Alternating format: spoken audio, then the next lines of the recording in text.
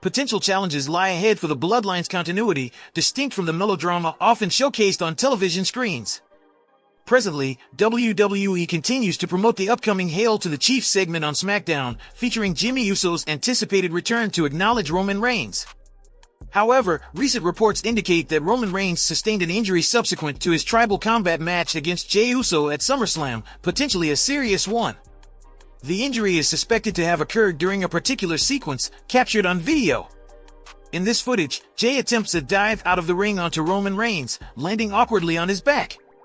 The impact is visually jarring, accompanied by audible sounds of distress.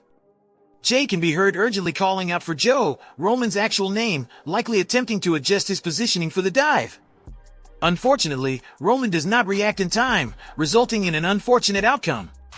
Fans are naturally speculating whether WWE might seize this opportunity to dethrone Roman Reigns from his title. However, I hold the belief that such an outcome is improbable, not due to any personal preference against it. The reasoning lies in the fact that abruptly stripping Roman of his championship after a reign spanning almost 3 years would be anticlimactic and potentially undermine the intricate narrative built around his character. It would indeed be a significant disappointment, or rather underwhelming conclusion given the events that have transpired. However, it's worth noting that Paul Heyman's negotiation of an exception to the 30-day rule for Roman Reigns signifies his unique position, allowing him to avoid the obligation of defending his championship every 30 days. In the event of an injury, taking a well-deserved break seems like a reasonable course of action. While this might not align with the desires of many fans, it could be the pragmatic approach.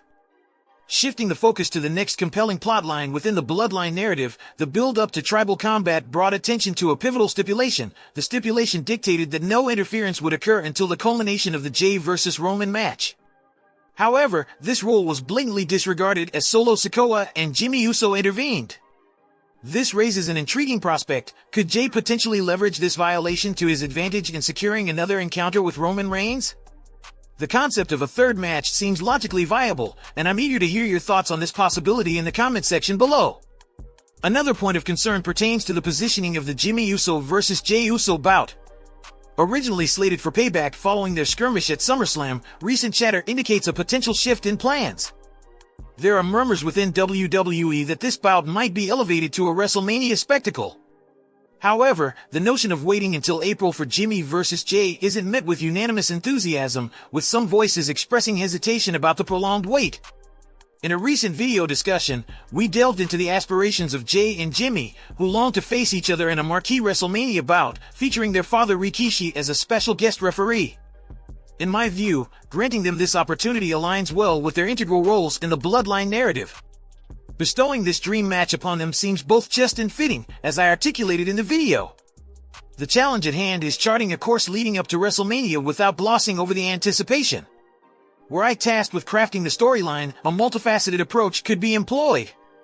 For instance, a preliminary clash at Payback, followed by a unique tag team encounter at Survivor Series where Roman and Jimmy square off against Jey and Solo.